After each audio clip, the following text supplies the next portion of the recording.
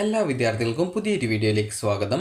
ഈ വർഷത്തെ +1 higher secondary supplementary അലോട്ട്മെൻറ്റിനായിട്ടുള്ള അപേക്ഷകൾ ഉടൻ ആരംഭിക്കും. അപ്പോൾ വിദ്യാർത്ഥികൾക്ക് ജൂൺ 27-ാം തീയതിയോടെയാണ് വിദ്യാർത്ഥികൾക്ക് ഈ വർഷത്തെ ഹയർ സെക്കൻഡറി സപ്ലിമെൻ്ററി അലോട്ട്മെൻറ്റിനായിട്ടുള്ള അപേക്ഷ സമർപ്പിക്കാൻ സാധിക്കുക.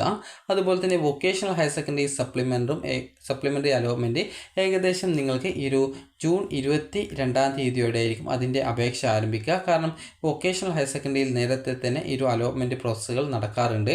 അപ്പോൾ അതുകൊണ്ട് തന്നെ വൊക്കേഷണൽ ഹയർ സെക്കൻഡറിയുടെ അപേക്ഷ ചിലപ്പോൾ നേരത്തെ ആയിരിക്കും. അപ്പോൾ അതുകൊണ്ട് തന്നെ വിദ്യാർത്ഥികൾ ശ്രദ്ധിക്കേണ്ടത് നിങ്ങൾ കൃത്യമായിട്ട് വെബ്സൈറ്റുകൾ, അത് VHSCAPും HSCAP വെബ്സൈറ്റും കൃത്യമായിട്ട് നിങ്ങൾ പരിശോധിക്കേണ്ടതാണ്. നിലവിൽ നിങ്ങൾക്ക് ഈ ഒരു HSCAP വെബ്സൈറ്റിലെ സ്പോർട്സ് കോട്ടയുടെ സപ്ലിമെൻ്ററി അലോട്ട്മെൻറ്റിൽ അപേക്ഷിക്കാവുന്നതാണ്. അതുപോലെ തന്നെ വിദ്യാർത്ഥികൾക്ക് താല്പര്യമുള്ള വിദ്യാർത്ഥികൾക്ക് മാനേജ്മെൻറ്റ് കോട്ടയിലും കമ്മ്യൂണിറ്റി കോട്ടയിലും സീറ്റ് ഒഴിവുണ്ടെങ്കിൽ നിങ്ങൾക്ക് അവിടെ നിങ്ങൾക്ക് ഇഷ്ടപ്പെട്ട കോഴ്സിലേക്ക് അഡ്മിഷൻ കിട്ടുകയാണെങ്കിൽ നിങ്ങൾക്ക് അങ്ങനെ ജോയിൻ ചെയ്യാവുന്നതാണ്. അതല്ല ഇഷ്ടമില്ലാത്ത കോഴ്സ് ആണെങ്കിൽ നിങ്ങൾ പ്രത്യേകിച്ച് കമ്മ്യൂണിറ്റി കോട്ടയിലോ മാനേജ്മെൻറ്റ് കോട്ടയിലോ ജോയിൻ ചെയ്യേണ്ട ആവശ്യമില്ല. കാരണം അതിൽ ട്രാൻസ്ഫർ ഒന്നും ഉണ്ടായിരിക്കുന്നതല്ല. ഇനി അതുപോലെ തന്നെ വിദ്യാർത്ഥികൾ ശ്രദ്ധിക്കേണ്ട പ്രധാനപ്പെട്ട കാര്യം, സ്പോർട്സ് കോട്ടയിലാണെങ്കിൽ ട്രാൻസ്ഫർ കാര്യങ്ങളൊക്കെ ഉണ്ട്.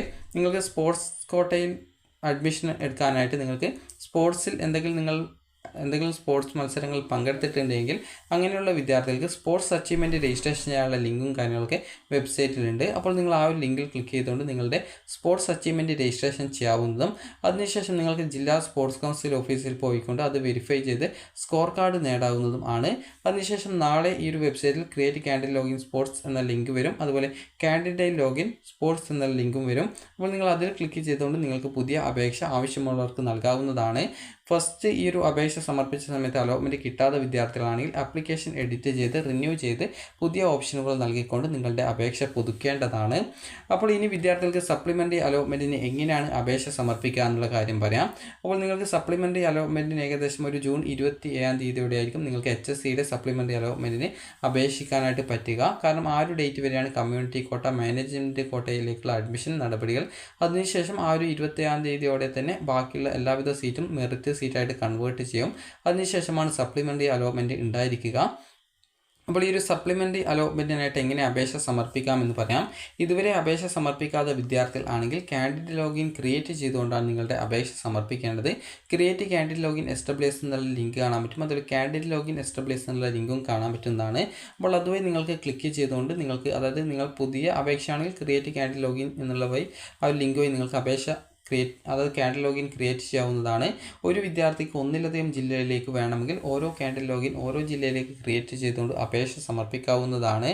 അതുപോലെ തന്നെ വിദ്യാർത്ഥികൾ ശ്രദ്ധിക്കേണ്ട പ്രധാനപ്പെട്ട കാര്യം, അതിനുശേഷം നിങ്ങൾക്ക് കാൻഡിഡേറ്റ് ലോഗിൻ ചെയ്തുകൊണ്ട് നിങ്ങളുടെ അപേക്ഷയിലുള്ള എല്ലാവിധ ഡീറ്റെയിൽസും നിങ്ങൾക്ക് കൊടുത്തുകൊണ്ട് നിങ്ങൾക്ക് നിങ്ങളുടെ പുതുതായിട്ട് വേക്കൻസി ലിസ്റ്റ് പ്രകാരം നിങ്ങൾക്ക് ഓപ്ഷനുകൾ നൽകിക്കൊണ്ട് അലോട്ട്മെൻറ്റിനായിട്ട് നിങ്ങളുടെ അപേക്ഷ ഫൈനലായിട്ട് സബ്മിറ്റ് ചെയ്യാവുന്നതാണ്. പ്രത്യേകം ശ്രദ്ധിക്കേണ്ടത്, പുതുതായിട്ട് അപേക്ഷിക്കുന്ന വിദ്യാർത്ഥികൾ ആണെങ്കിൽ അപേക്ഷയിൽ യാതൊരുവിധ തെറ്റുകളും വരുത്താൻ പാടില്ല. കാരണം അപേക്ഷ പിന്നീട് തിരുത്തുന്നതിനായിട്ടുള്ള ഒരു സൗകര്യം ഉണ്ടായിരിക്കുന്നതല്ല. അതുപോലെ തന്നെ നിങ്ങൾ ഓൾറെഡി അപേക്ഷ സമർപ്പിച്ചു, എന്നാൽ നിങ്ങൾക്ക് അലോട്ട്മെൻറ്റ് കിട്ടാത്ത വിദ്യാർത്ഥികൾ ആണെങ്കിൽ നിങ്ങൾ ചെയ്യേണ്ടത്, നിങ്ങളുടെ അപേക്ഷയിൽ തെറ്റൊന്നും ഇല്ല എങ്കിൽ നിങ്ങൾ ചെയ്യേണ്ടത് ആപ്ലിക്കേഷൻ നൽകുന്നതിനായിട്ട് നിങ്ങൾ ചെയ്യേണ്ടത് ജസ്റ്റ് നിങ്ങളുടെ ഈ ഒരു കാൻഡിഡേറ്റ് ലോഗിൻ ഓപ്ഷൻ ഉണ്ടാകും. അതിൽ ക്ലിക്ക് ചെയ്ത് ആപ്ലിക്കേഷൻ നമ്പറും അതുപോലെ തന്നെ പാസ്വേഡും ജില്ലയും കൊടുത്ത് ലോഗിൻ ചെയ്യുക.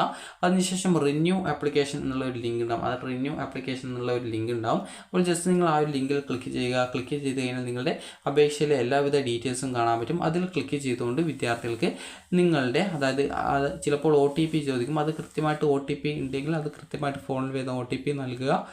അതിനുശേഷം വിദ്യാർത്ഥികൾ ചെയ്യേണ്ടത് നിങ്ങളുടെ അപേക്ഷയുടെ ആ ഒരു പേജിലേക്ക് പോകും. അപ്പോൾ അവിടെയുള്ള നിങ്ങളുടെ ഡീറ്റെയിൽസ്, അത് കാസ്റ്റ്, കാറ്റഗറി, റിലീജിയൻ, ഇതുപോലെ എല്ലാ വിവരങ്ങളും കൃത്യമായിട്ട് പരിശോധിക്കുക. അതുപോലെ EWS സർട്ടിഫിക്കറ്റ് ഉണ്ടായിരുന്നോ, കയ്യിൽ സർട്ടിഫിക്കറ്റ് ഇല്ല എങ്കിൽ EWS നോ എന്നാണ് സെലക്ട് ചെയ്ത് കൊടുക്കേണ്ടത്. ഉണ്ടെങ്കിൽ മാത്രമാണ് EWS സർട്ടിഫിക്കറ്റ് ഉണ്ടെങ്കിൽ മാത്രമാണ് EWSൻ്റെ ആ ഒരു റിസർവേഷൻ യെസ് എന്ന് കൊടുക്കേണ്ടത്.